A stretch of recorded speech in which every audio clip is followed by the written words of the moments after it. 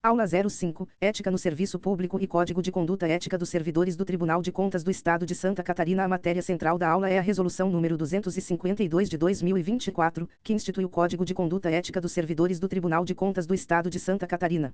Ao longo deste transcript, para facilitar a leitura em áudio, vou usar a expressão Tribunal de Contas do Estado de Santa Catarina e, em alguns momentos, TCE de Santa Catarina. Visão geral da aula e foco de prova. O primeiro ponto que o candidato precisa guardar é que a Resolução número 252 de 2024 institui o Código de Conduta Ética dos Servidores do Tribunal de Contas do Estado de Santa Catarina e revoga a norma anterior, especialmente a Resolução TC número 87 de 2013. Portanto, se a banca disser que essa resolução foi a primeira norma da história do tribunal sobre ética ou que ela inovou completamente o tema ético, a afirmação deve ser vista com cuidado. A resolução atualiza, sistematiza e fortalece o regime ético, mas não surgiu em um vazio normativo. A aula mostra que o Código de Conduta Ética não é apenas um conjunto de recomendações morais. Ele é uma ferramenta de governança pública, de integridade institucional e de proteção da confiança da sociedade no controle externo. Esse é um ponto que cai muito em provas. Ética, aqui, não é um conselho de boa educação. Ética é padrão obrigatório de conduta. Ética é instrumento de legitimação institucional.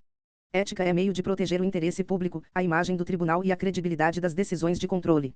Outro ponto de prova é que o código não se aplica apenas ao servidor efetivo.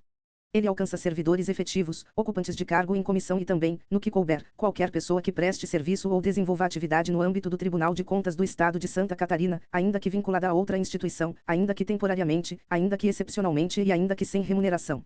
Assim, estagiários, colaboradores eventuais, terceirizados, consultores e pessoas que atuem no ambiente institucional podem estar sujeitos às normas do Código, conforme o caso.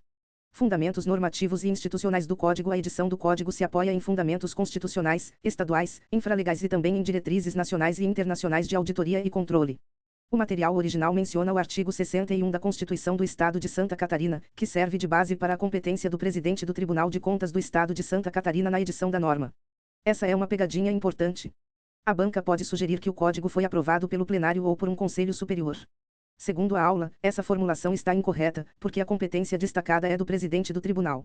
O material também menciona os artigos 104 a 106 da Lei Complementar Estadual nº 202 de 2000, que tratam da estrutura e das competências institucionais do Tribunal de Contas do Estado de Santa Catarina. Além disso, aparece o artigo 37, caput, da Constituição Federal, que apresenta os princípios da administração pública: legalidade, impessoalidade, moralidade, publicidade e eficiência. Para uma leitura fluida, lembre que esses princípios formam a base constitucional da atuação administrativa e devem ser observados por todos os órgãos e agentes públicos. Há ainda referência ao artigo 17 da Lei Estadual nº 17.715 de 2019, que trata do Programa de Integridade e Compliance da Administração Pública Estadual. Esse fundamento aproxima o Código de Conduta Ética da ideia moderna de integridade pública, prevenção de desvios, gestão de riscos éticos e fortalecimento de uma cultura institucional confiável.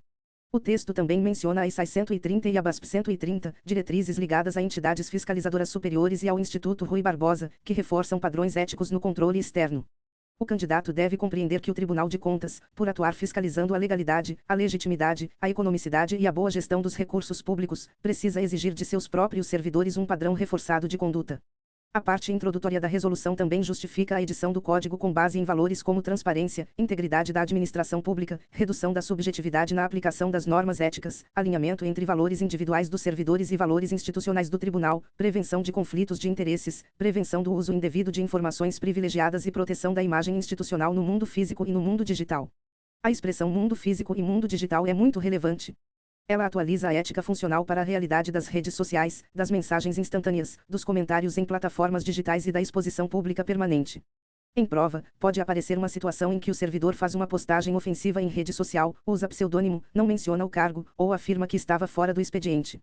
Mesmo assim, a conduta pode repercutir eticamente, porque a imagem do servidor e a imagem institucional podem ser associadas. Ética como pilar da legitimidade institucional. O Código parte de uma ideia central: a conduta ética dos servidores públicos é fundamental para promover integridade, transparência, responsabilidade, imparcialidade, legalidade e efetividade na prestação dos serviços públicos. Em última instância, essa conduta individual reflete a ética institucional e contribui para a construção de uma sociedade justa, livre e solidária. Esse ponto é muito cobrado de forma conceitual. A banca pode perguntar para quem serve a conduta ética. A resposta é: serve à sociedade, ao interesse público, à legitimidade do Estado e à confiança nas instituições. A banca também pode perguntar qual é a função da ética. A resposta é: garantir efetividade, confiança institucional, integridade, imparcialidade e proteção da finalidade pública. A banca pode perguntar qual é a consequência da ausência de ética. A resposta é: crise de legitimidade, quebra de confiança pública e enfraquecimento da atuação estatal. A ética no serviço público, portanto, não é uma virtude meramente individual. Ela é um mecanismo técnico de proteção do interesse público. No caso do Tribunal de Contas do Estado de Santa Catarina, essa ética é ainda mais sensível, porque o órgão exerce controle externo e precisa demonstrar independência, imparcialidade, objetividade e respeito à coisa pública. Abrangência do Código e obrigação de conhecimento. O artigo 1º do Código estabelece a abrangência da norma. Ele se aplica aos servidores do Tribunal de Contas do Estado de Santa Catarina, tanto aos ocupantes de cargo efetivo quanto aos ocupantes de cargo em comissão. Esse detalhe é básico, mas aparece muito em questão. Quando a banca restringe a aplicação apenas a servidores efetivos, a alternativa tende a estar errada. Além disso, o Código se aplica, no que couber, a toda pessoa que, mesmo vinculada a outra instituição, preste serviço ou desenvolva qualquer atividade no âmbito do tribunal. A atividade pode ser permanente, temporária ou excepcional. Pode haver remuneração ou não. O que importa é a atuação no ambiente institucional do tribunal. Outro ponto essencial é que o cumprimento do Código não exclui a aplicação de outras normas legais ou regulamentares. Isso significa que o Código acrescenta deveres éticos e padrões de conduta, mas não substitui a legislação disciplinar, penal, administrativa ou outras normas específicas. O parágrafo 2º do artigo 1º traz uma regra de cobrança direta. Todas as pessoas cuja conduta é norteada pelo Código devem estar cientes de seu conteúdo e comprometer-se a cumpri-lo, sendo vedada a alegação de desconhecimento. Em linguagem de prova, o servidor não pode dizer: eu não sabia. A ignorância da norma ética não afasta a responsabilidade. Essa regra é especialmente importante para questões envolvendo servidores comissionados, terceirizados, colaboradores eventuais e pessoas que alegam falta de treinamento institucional. Nas questões comentadas, a banca reforça que o desconhecimento do Código não serve como desculpa. Preceitos éticos do artigo 2º. O artigo 2º afirma que o exercício de cargo efetivo ou em comissão exige conduta compatível com os preceitos do Código e com os princípios da moral individual, social e funcional. Aqui está um ponto muito importante: a ética exigida do servidor ultrapassa o horário de expediente. Ela não se limita ao ato formal praticado dentro da repartição. O Código exige conduta ilibada na vida funcional e também na vida social. Além disso, fatos e atos da vida privada podem influenciar o conceito da vida funcional do agente público. Isso não significa invasão ilimitada da intimidade, mas significa que condutas privadas com repercussão pública, incompatíveis com a dignidade da função ou capazes de comprometer a confiança institucional, podem gerar apuração ética. Imagine um servidor que, fora do expediente, publica vídeos com ofensas graves, discriminação, ataques ao tribunal, disseminação de desinformação ou apologia ao descumprimento de normas públicas. Ainda que a conduta tenha ocorrido fora do prédio do tribunal, ela pode repercutir na vida funcional se comprometer o decoro, a neutralidade, a imagem institucional ou a confiança pública. O artigo 2º menciona como preceitos expressos a legalidade, a dignidade, a publicidade, o decoro, o zelo, a eficácia e a consciência ética e moral. Legalidade significa atuar conforme a lei. Dignidade significa respeitar a função pública e a pessoa humana. Publicidade significa transparência e visibilidade legítima dos atos. Decoro significa postura compatível com o cargo. Zelo significa cuidado com a coisa pública e com os deveres institucionais. Eficácia significa busca de resultados concretos e úteis ao serviço público. Consciência ética e moral significa avaliação interna da conduta, de modo que o servidor não se limite a cumprir formalidades, mas haja de acordo com padrões elevados de correção. Uma pegadinha da aula é a seguinte: honestidade, probidade e urbanidade são valores importantes e aparecem em outros contextos, mas não são os preceitos expressos do artigo 2º conforme a tabela do material. Se a banca perguntar especificamente sobre os preceitos do artigo 2º, é preciso ter atenção à lista correta. Objetivos do Código. No artigo 3º. O artigo 3º apresenta as finalidades institucionais do Código. Ele explica para que o Código existe. O primeiro objetivo é tornar transparentes os princípios e as normas de conduta ética, facilitando o controle social e a compreensão do padrão esperado. O segundo objetivo é transformar valores institucionais em prática concreta, para que a ética deixe de ser discurso abstrato e se torne ferramenta de governança. O terceiro objetivo é reduzir a subjetividade nas interpretações pessoais sobre o que é ou não é conduta ética, compatibilizando valores individuais dos servidores com os valores institucionais do tribunal. O quarto objetivo é definir regras sobre conflito de interesses. Esse tema é um dos mais cobrados da aula, porque envolve situações reais, potenciais e aparentes, além de exigir afastamento quando houver risco à imparcialidade. O quinto objetivo é criar e consolidar a comissão de ética como instância de natureza pedagógica, consultiva, deliberativa e permanente. Atenção, a comissão de ética não é apenas punitiva. Ela também educa, orienta, interpreta e previne. O sexto objetivo é fazer do Código um balizador decisório em dilemas éticos. Em outras palavras, diante de dúvida, conflito de valores, aparência de parcialidade ou situação sensível, o Código funciona como bússola institucional. O sétimo objetivo é permitir que a avaliação da conduta ética tenha impacto na carreira do servidor. Esse é um ponto muito cobrado e frequentemente esquecido. A conduta ética pode influenciar promoções, nomeações para funções de confiança, avaliações de desempenho, sessões para outros órgãos e outras decisões de gestão de pessoas. Assim, o código não é apenas orientativo. Ele tem efeito prático na vida funcional. Princípios e valores fundamentais do artigo 4º. O artigo 4º apresenta os princípios e valores fundamentais que devem orientar a conduta do servidor. Eles funcionam como a coluna vertebral da ética no Tribunal de Contas do Estado de Santa Catarina. O primeiro valor é o interesse público e a defesa do patrimônio público. O servidor deve agir para proteger a finalidade pública, não interesses privados, corporativos, pessoais ou partidários. O segundo conjunto é formado por legalidade, impessoalidade, moralidade e transparência. Aqui, o material aproxima os valores do artigo 37, caput, da Constituição Federal, acrescentando a transparência como elemento central da cultura de integridade. O terceiro conjunto envolve honestidade, dignidade, respeito e decoro. Honestidade está ligada à retidão de comportamento. Dignidade está ligada à nobreza da função pública e ao respeito à pessoa. Respeito envolve tratamento adequado a colegas, superiores, subordinados, fiscalizados e cidadãos. Decoro é a postura compatível com a responsabilidade do cargo. O quarto conjunto envolve qualidade, eficiência e equidade. Qualidade é entregar serviço adequado. Eficiência é produzir bons resultados com uso adequado dos meios públicos. Equidade não é sinônimo perfeito de igualdade. Igualdade tende a tratar todos do mesmo modo, equidade admite considerar diferenças relevantes para alcançar justiça no tratamento. O quinto valor é a integridade, palavra-chave das políticas modernas de governança. Integridade significa coerência entre discurso e prática, prevenção de desvios, honestidade institucional e resistência a pressões indevidas. O sexto conjunto é formado por independência, objetividade e imparcialidade. Essa tríade é central no controle externo. Independência significa não se submeter a interesses indevidos. Objetividade significa fundamentar conclusões em evidências e critérios técnicos. Imparcialidade significa não favorecer nem prejudicar pessoas, grupos ou instituições por razões pessoais. O sétimo valor é a neutralidade político-partidária e religiosa. Essa neutralidade não significa que o servidor perde sua cidadania, mas significa que, no exercício da função e nas manifestações que possam ser associadas ao tribunal, deve evitar aparência de favorecimento partidário, religioso ou ideológico. O oitavo valor é o respeito ao sigilo profissional. Ele se conecta à proteção de informações internas, informações estratégicas, dados pessoais e informações obtidas em razão do cargo. O nono valor é a competência, que não se limita à habilidade técnica, mas inclui compromisso institucional com a qualidade da atuação. O décimo valor é o desenvolvimento profissional, porque a ética também exige atualização contínua. O parágrafo único do artigo 4º reforça que os atos, comportamentos e atitudes dos servidores devem incluir uma avaliação de natureza ética, de modo a harmonizar práticas pessoais com os valores institucionais. Deveres dos servidores no artigo 5º. O artigo 5º é um dos dispositivos mais longos e importantes. Ele descreve deveres positivos, ou seja, aquilo que o servidor deve fazer. O primeiro dever é exercer as atribuições do cargo com qualidade, produtividade e cumprimento das metas e padrões definidos. Não basta dizer que trabalhou com boa intenção. O código conecta ética a desempenho institucional, qualidade e resultados pactuados. O segundo dever é preservar a integridade, a honra e a dignidade da função pública. Isso alcança a conduta funcional e também comportamentos externos que possam comprometer a imagem da função. O terceiro dever é agir com legalidade, honestidade, probidade e tempestividade. Esse dever mostra que o servidor deve agir dentro da lei, com retidão, com correção e no tempo adequado. A demora injustificada pode ser antiética quando prejudica o interesse público. O quarto dever é representar imediatamente a chefia ou a unidade técnica competente sobre irregularidades, ilegalidades ou atos contrários ao interesse público de que tenha conhecimento em razão do cargo. Omissão também pode ser infração ética. O servidor público não é autorizado a ignorar fatos relevantes. O quinto dever é tratar todos com urbanidade, respeito e consideração, sem discriminação. Urbanidade, aqui, não é simples gentileza. É dever funcional. O servidor deve observar condições pessoais e respeitar diferenças, inclusive em relação a colegas, subordinados, superiores, jurisdicionados e cidadãos.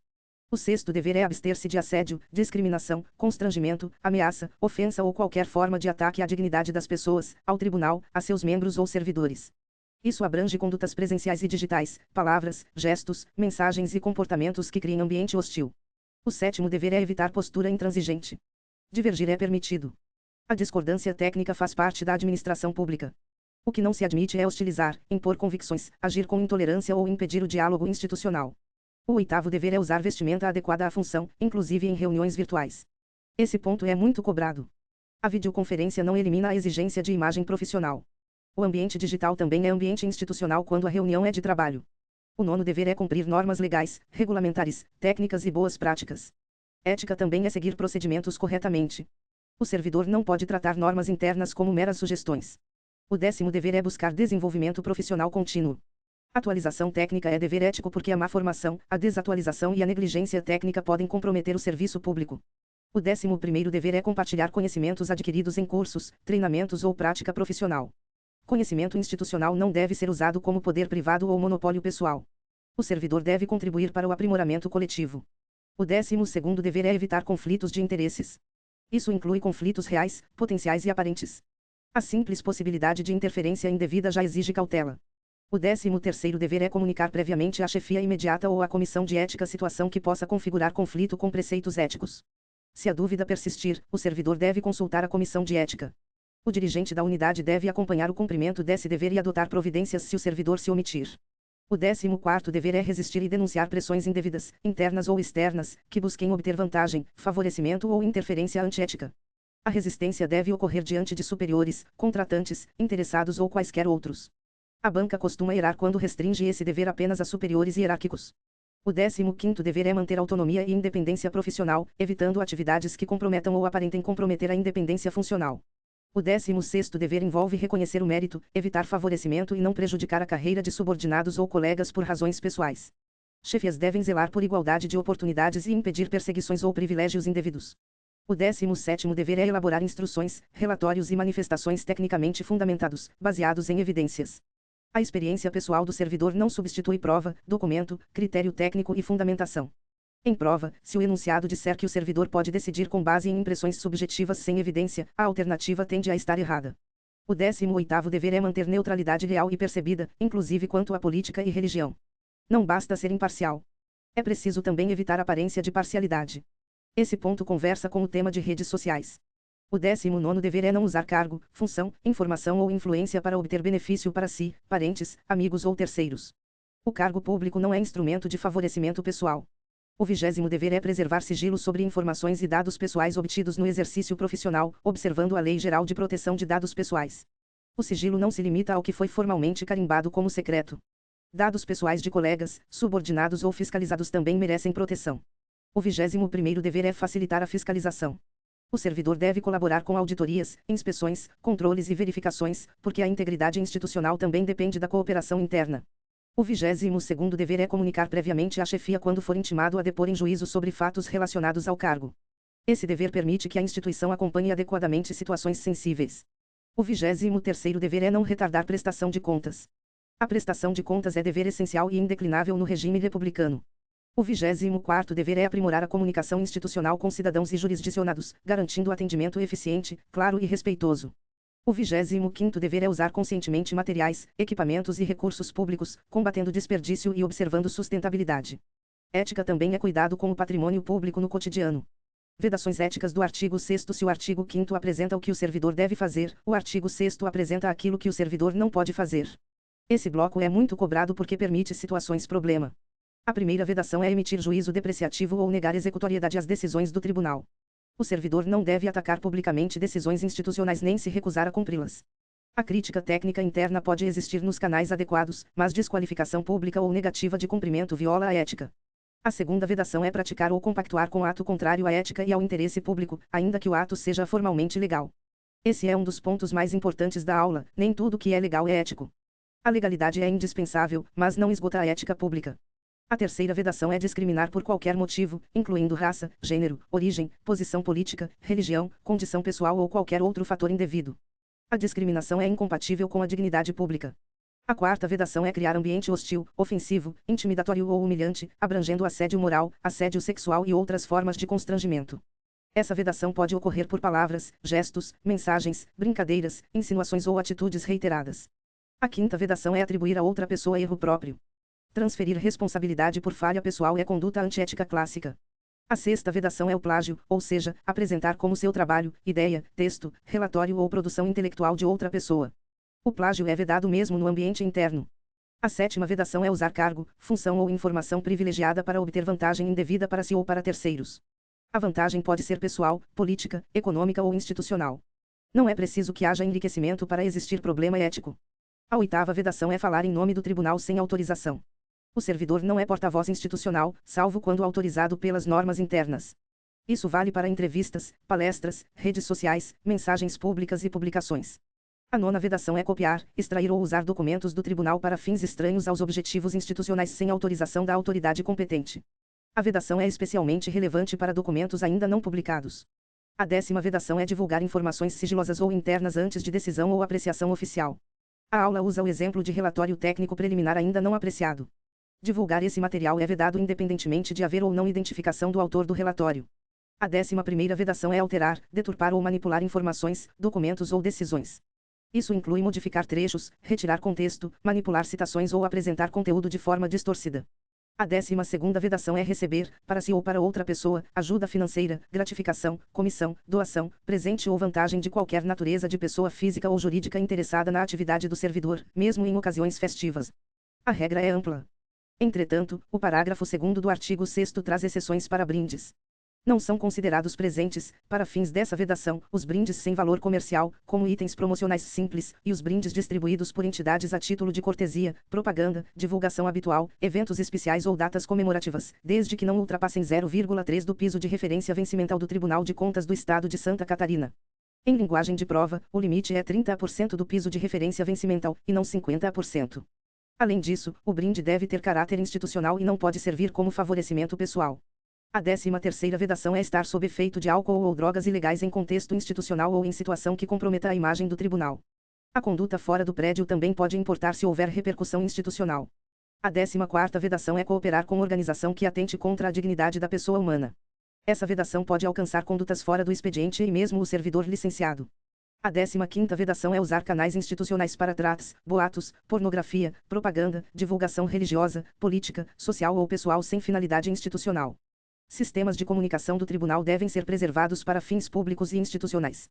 A 16ª vedação é exercer advocacia junto ao Tribunal de Contas do Estado de Santa Catarina, direta ou indiretamente, ressalvada a hipótese excepcional de defensor dativo nomeado.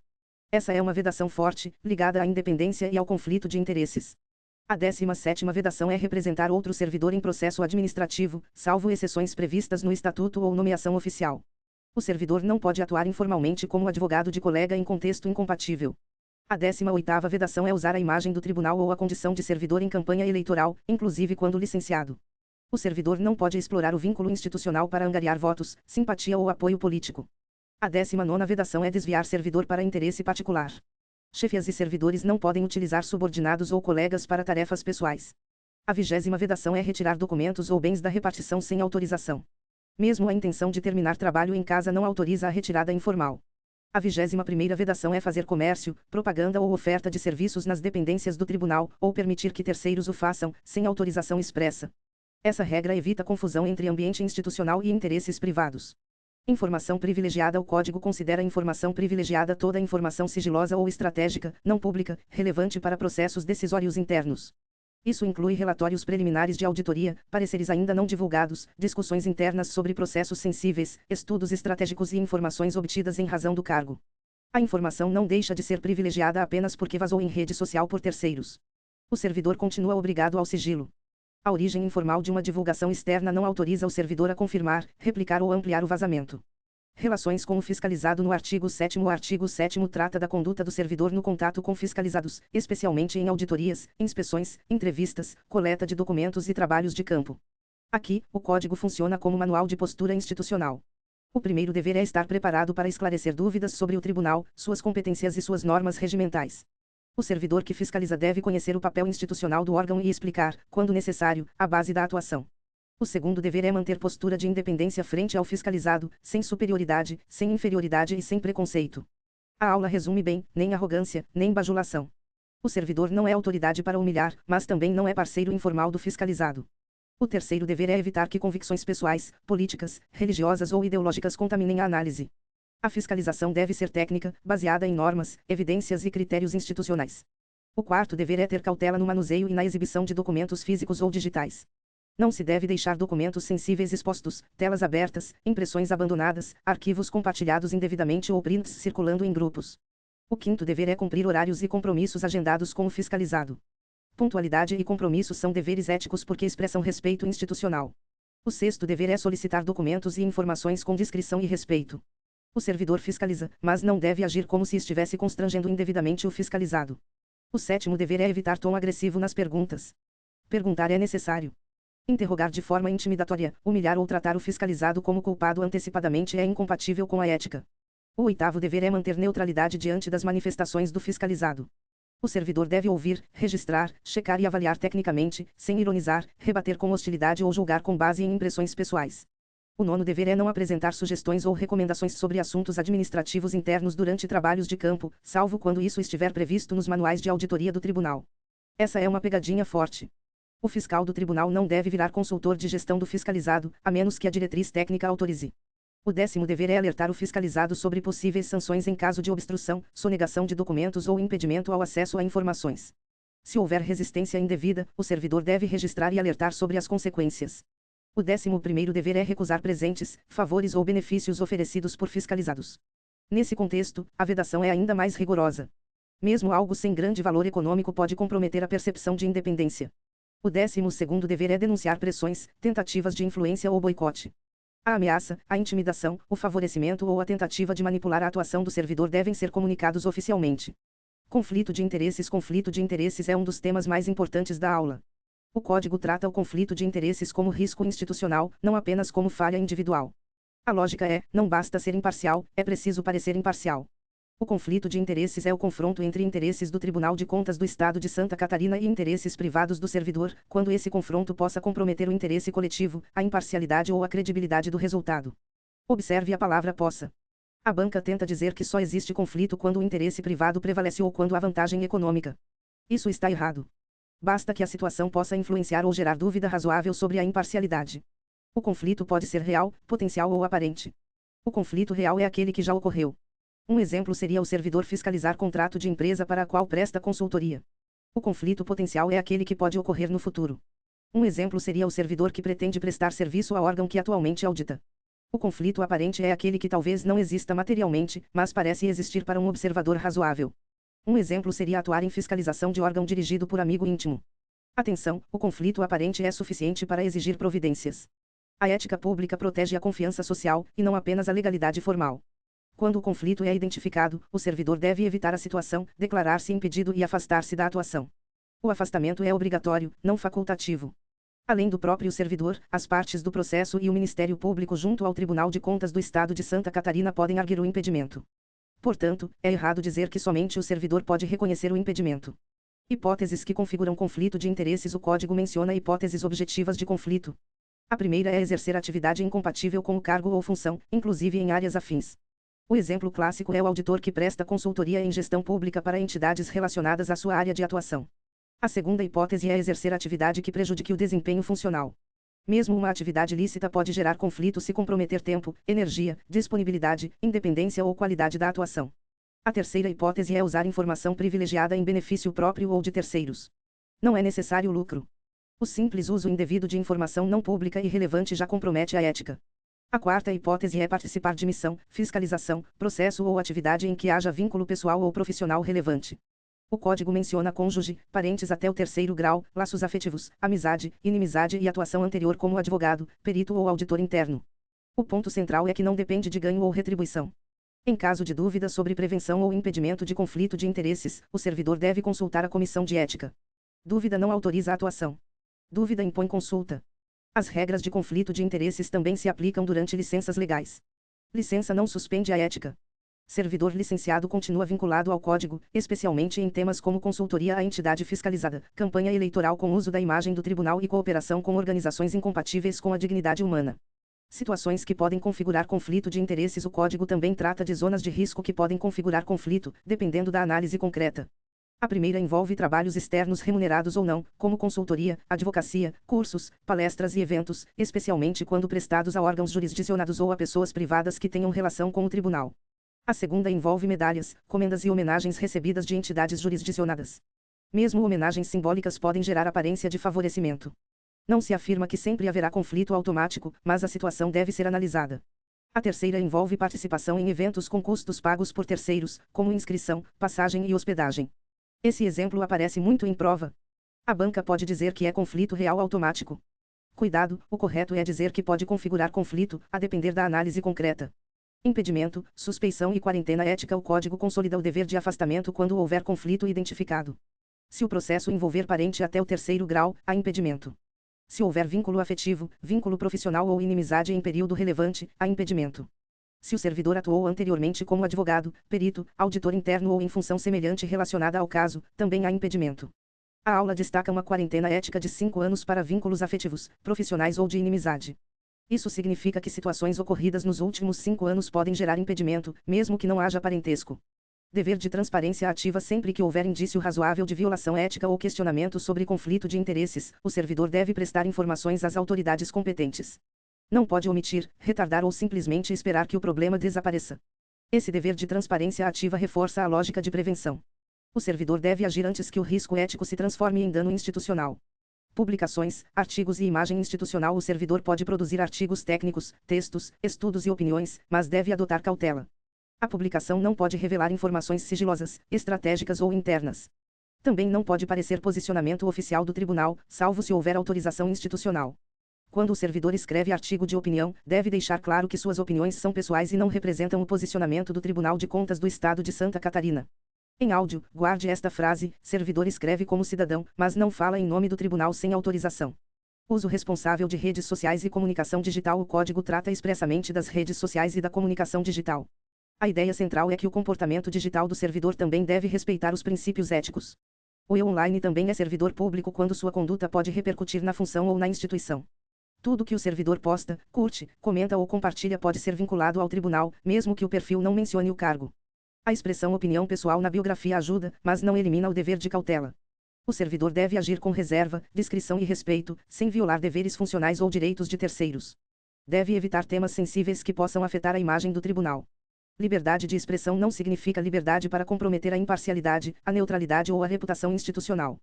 O servidor deve evitar pronunciamentos oficiais, salvo quando estiver compartilhando conteúdos institucionais já divulgados. Ele não é porta-voz do tribunal por iniciativa própria. Deve evitar conteúdos que prejudiquem a imagem institucional. Em caso de dúvida, deve consultar a comissão de ética. Deve evitar antecipar informações, projetos, estudos ou resultados ainda não divulgados oficialmente. O chamado vazamento de bastidor pode ser infração ética e, conforme o caso, também disciplinar. O servidor deve dar crédito às fontes e respeitar a autoria de textos, imagens e obras. Plágio nas redes sociais também é problema ético. Quando não se sentir à vontade para responder demandas de cidadãos em redes sociais, o servidor deve encaminhar o caso à ouvidoria, em vez de improvisar resposta que possa ser confundida com orientação oficial. Nos debates online, o servidor deve ser educado, respeitoso e tolerante. Discussão política, religiosa ou técnica com agressão, ofensa, humilhação ou discriminação pode gerar responsabilidade. Conteúdo discriminatório de qualquer natureza é vedado, mesmo em perfil privado. O mesmo vale para a exposição vexatória de colegas, equipes ou servidores. Piadas internas, mimos ofensivos, insinuações ou publicações que exponham pessoas podem configurar violação ética. O uso de pseudônimo não isenta o servidor das regras do código. Essa é uma pegadinha importante. A banca pode dizer que, usando o perfil anônimo, o servidor fica fora do regime ético. Está errado. Durante o expediente, o uso de redes sociais pode ser permitido quando relacionado ao interesse público, como contato técnico, consulta de conteúdo, resposta ao cidadão, divulgação institucional, melhoria de ações do tribunal, interação qualificada com a sociedade e fortalecimento do controle social. Não se trata de uso recreativo sem finalidade pública. O descumprimento das normas de redes sociais e comunicação digital pode ensejar processo ético e também processo disciplinar. Não há exclusividade de uma única forma de responsabilização. Gestão da ética e comissão de ética. A gestão da ética no Tribunal de Contas do Estado de Santa Catarina é organizada em torno da comissão de ética. Essa comissão tem natureza pedagógica, consultiva, deliberativa e permanente. A banca gosta de dizer que ela é exclusivamente punitiva ou exclusivamente investigativa. Isso está errado. A comissão é composta por 3 servidores efetivos e respectivos suplentes. A designação é feita pelo presidente do Tribunal de Contas do Estado de Santa Catarina, mediante publicação no Diário Oficial. A composição por servidores efetivos é ponto relevante, não se prevê participação de servidores exclusivamente comissionados como membros da comissão. Se um membro da comissão for indiciado criminalmente, responder a processo administrativo disciplinar ou violar o próprio código, ficará suspenso da comissão até o trânsito em julgado, conforme a disciplina apresentada no material. A banca pode tentar invocar a presunção de inocência para dizer que ele permaneceria no exercício da comissão até decisão final. Segundo a aula, isso está errado. O presidente do tribunal pode autorizar dedicação integral ou exclusiva de membros à comissão, conforme a necessidade. As competências da comissão incluem elaborar plano de trabalho, desenvolver ações educativas, promover cursos, palestras e cartilhas em conjunto com o Instituto de Contas, interpretar o código, expedir orientações, resolver dúvidas, tratar omissões, apurar condutas antiéticas que não configurem, em tese, infração funcional, propor mudanças normativas, publicar relatório anual e criar canal específico para denúncias ou representações. As deliberações da comissão devem constar em ata, assinada pelos membros. Essas deliberações devem ser divulgadas oficialmente quando não houver sigilo legal. Se houver sigilo, a divulgação será restringida. Se o servidor discordar de manifestação, orientação ou deliberação da comissão, poderá submeter a questão à Corregedoria Geral, que atua como instância revisora. Processo de conduta ética. O processo de conduta ética é o instrumento formal de apuração de condutas incompatíveis com os deveres éticos. Ele não é exatamente o mesmo que processo administrativo disciplinar, embora os fatos possam se sobrepor e gerar responsabilização em mais de uma esfera. A instauração pode ocorrer de ofício ou por representação fundamentada. A representação deve conter elementos mínimos, como documentos que comprovem os fatos e identificação do representado. A Corregedoria Geral recebe a denúncia ou representação e encaminha para a Comissão de Ética realizar a análise pertinente. Na análise preliminar, a comissão verifica a admissibilidade. Ela observa se há indícios mínimos de autoria e materialidade. Havendo elementos, encaminha para a deliberação da Corregedoria Geral. Antes da instauração formal do processo, o representado deve ser intimado para apresentar defesa prévia no prazo de 15 dias úteis. Esse prazo é apontado como improrrogável no material.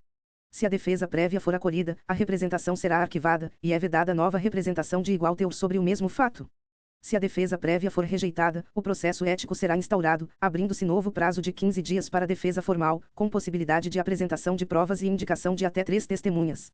Na fase de instrução, a comissão pode realizar depoimentos, acariações, diligências, investigações, consultas a técnicos e peritos e outras medidas necessárias à elucidação dos fatos. O uso de prova emprestada é permitido, desde que seja assegurado o contraditório. O servidor representado tem direito de acompanhar o processo pessoalmente ou por advogado, arrolar e requerir testemunhas, produzir provas, formular quesitos em perícias e participar da instrução conforme as garantias do contraditório e da ampla defesa. O coordenador pode negar pedidos impertinentes, desnecessários ou protelatórios. A ordem da instrução destacada no material é a oitiva de testemunhas, tanto do representado quanto da comissão, e depois o interrogatório do representado. Concluída a instrução, abre-se prazo de 15 dias úteis para a apresentação de razões finais. Depois disso, o julgamento é relatado pelo coordenador e realizado em sessão reservada, em até 15 dias úteis. Atenção, sessão reservada, não sessão pública. Essa é uma pegadinha recorrente. A Comissão de Ética emite sua decisão ou parecer e encaminha ao Corregedor Geral para decisão definitiva. O representado é notificado pessoalmente ou por procurador. Da decisão final cabe recurso ao presidente do Tribunal de Contas do Estado de Santa Catarina, no prazo de 15 dias a partir da intimação. Outra pegadinha é confundir a instância recursal com a Corregedoria Geral. No material, a instância recursal destacada é o presidente do tribunal. No que couber, aplicam-se subsidiariamente as regras do Estatuto Jurídico Disciplinar dos Servidores Públicos Civis de Santa Catarina e do próprio tribunal. Portanto, está errada a afirmação de que o processo ético exclui completamente a aplicação subsidiária de normas disciplinares. Infrações éticas e sanções. Toda transgressão a preceito do Código constitui infração ética, ainda que também possa configurar infração funcional ou penal. Isso significa que a sanção ética não impede outras responsabilizações previstas em legislação infraconstitucional. A aplicação das sanções considera a gravidade da conduta, as consequências para a função pública ou para a instituição e a reincidência. As sanções possíveis são recomendação, advertência confidencial e censura ética. A recomendação é adequada para situações leves e tem caráter orientativo, sem registro funcional. A advertência confidencial é aplicada em situações de maior gravidade que a recomendação, por meio de aviso reservado. A censura ética é a penalidade mais grave do Código, com registro formal e maior impacto funcional. A advertência confidencial e a censura ética devem ser registradas no assentamento funcional do servidor e têm validade de 3 anos, com efeitos legais nesse período. Se o servidor estiver cedido, a comunicação ao órgão de lotação. Quando houver registro ativo de censura ética nos últimos 3 anos, a unidade de gestão de pessoas deve informar esse fato nos processos de designação para função de confiança e nomeação para cargo em comissão. Essa regra conecta a sanção ética à gestão de pessoas e mostra que a ética pode ter consequências funcionais concretas. É vedada a expedição de certidão sobre penalidades éticas, salvo quando solicitada pelo próprio servidor ou por autoridade pública com justificativa, para instrução processual. Além da sanção ética, a comissão pode propor ao Corregedor-Geral recomendações, orientações formais ou plano de ação corretiva com acompanhamento funcional. A lógica não é apenas punir, mas reeducar, prevenir reincidência e recuperar a conduta institucional. Consultas à Comissão de Ética. Qualquer interessado pode formular consulta à Comissão de Ética sobre dúvida ética profissional. A consulta é autuada em apartado, ou seja, em processo próprio. A resposta deve ser dada em até 30 dias úteis, por meio de parecer oficial. A Corregedoria Geral deve ser cientificada quando a consulta chega e, após a deliberação, os autos são encaminhados ao Corregedor Geral. A pegadinha de prova é o prazo. O prazo para resposta à consulta é de 30 dias úteis, e não 15 dias úteis. Disposições finais. O Código prevê revisão e atualização por competência do Presidente do Tribunal de Contas do Estado de Santa Catarina e da Comissão de Ética. Portanto, está errada a afirmação de que somente o Presidente pode iniciar ou conduzir a revisão. Todo ato de posse em cargo efetivo ou encargo em comissão deve vir acompanhado do compromisso de acatamento e observância do Código. Não é obrigação apenas dos servidores efetivos. O conteúdo do Código de Conduta Ética deve integrar obrigatoriamente os editais de concurso público do Tribunal de Contas do Estado de Santa Catarina. Isso faz sentido, quem entra no tribunal já deve conhecer o padrão ético esperado. Nos casos omissos, aplicam-se as disposições do Estatuto dos Servidores Públicos Civis do Estado de Santa Catarina. A vigência ocorre a partir da publicação oficial da resolução. O que as questões comentadas mais cobram. As questões comentadas do final da aula mostram um padrão muito claro de cobrança. A banca insiste em alternativas que restringem indevidamente o alcance do Código. Quando a alternativa diz que o Código vale apenas para efetivos, apenas durante o expediente, apenas dentro do prédio do tribunal ou apenas quando houver dolo e vantagem econômica, normalmente está errada. Outro padrão é a tentativa de transformar a Comissão de Ética em órgão apenas punitivo ou apenas investigativo. O correto é lembrar que ela é pedagógica, consultiva, deliberativa e permanente. Ela orienta, educa, interpreta, previne, delibera e, quando necessário, apura. As questões também cobram a vida privada e a vida digital. A conduta fora do expediente pode repercutir na vida funcional. O perfil pessoal, mesmo sem menção ao cargo, pode ser associado ao tribunal. O uso de pseudônimo não elimina a obrigação ética. A neutralidade político-partidária e religiosa deve ser real e percebida, inclusive em ambientes digitais. Outro tema muito cobrado é presente, brinde e vantagem. A regra geral é a vedação ao recebimento de presentes e vantagens de interessados na atividade do servidor. A exceção envolve brindes sem valor comercial ou brindes institucionais dentro do limite de 0,3 do piso de referência vencimental do tribunal. A banca tenta trocar esse limite por 50% ou dizer que todo brinde é proibido. Ambas as formulações podem estar erradas, dependendo do caso. A informação privilegiada aparece com frequência. A banca tenta dizer que só é privilegiada a informação formalmente classificada como sigilosa. Isso está errado. O conceito é mais amplo e alcança informação não pública, estratégica e relevante ao processo decisório, obtida em razão do cargo. Nas relações com fiscalizados, as questões reforçam que o servidor deve manter independência sem superioridade, cumprir compromissos, evitar tom agressivo, não fazer consultoria administrativa ao fiscalizado salvo previsão técnica e alertar sobre sanções em caso de obstrução. Também deve recusar presentes, favores e benefícios de fiscalizados. No conflito de interesses, a maior pegadinha é exigir vantagem econômica, máfia ou dano concreto. O Código não exige isso. O conflito pode ser real, potencial ou aparente. A simples aparência de comprometimento da imparcialidade pode justificar impedimento. A dúvida obriga a consulta à Comissão de Ética. No processo de conduta ética, os prazos mais importantes são 15 dias úteis para defesa prévia, 15 dias para defesa formal após rejeição da defesa prévia, 15 dias úteis para razões finais, julgamento em até 15 dias úteis e recurso ao presidente do tribunal em 15 dias. Para consultas à Comissão de Ética, o prazo é 30 dias úteis. As questões finais também cobram sanções. A recomendação não pode ser aplicada sem considerar gravidade, consequências e reincidência. A censura ética não é a única penalidade. A sanção ética não exclui outras responsabilizações. Certidão sobre penalidade ética pode ser expedida ao próprio interessado ou à autoridade pública com justificativa para a instrução processual. Fechamento da aula para a prova. Pense no Código de Conduta Ética do Tribunal de Contas do Estado de Santa Catarina como um sistema completo. Ele define quem está sujeito às normas, quais valores devem orientar a conduta, quais deveres devem ser cumpridos, quais práticas são vedadas, como lidar com fiscalizados, como prevenir conflitos de interesses, como agir nas redes sociais, como funciona a comissão de ética, como se processa uma infração ética e quais sanções podem ser aplicadas. O núcleo da matéria pode ser resumido em algumas ideias de alta incidência. A ética é obrigatória, não facultativa. O Código tem abrangência ampla, alcançando efetivos, comissionados e colaboradores externos no que couber. O desconhecimento não isenta responsabilidade. A vida privada e digital podem repercutir funcionalmente. Legalidade não basta quando a conduta é antiética. Neutralidade precisa ser real e também percebida. Conflito de interesses não exige lucro, dano ou má-fé. Aparência de conflito importa. A dúvida deve ser levada à comissão de ética. A comissão é educativa, consultiva, deliberativa e também apuratória. O processo ético assegura contraditório e ampla defesa. As sanções éticas podem impactar a vida funcional. E o Código deve estar presente desde o concurso até a posse e a atuação cotidiana do servidor. Essa é a lógica que o candidato deve levar para a prova. O Código protege o interesse público, a confiança social, a integridade institucional e a credibilidade do controle externo.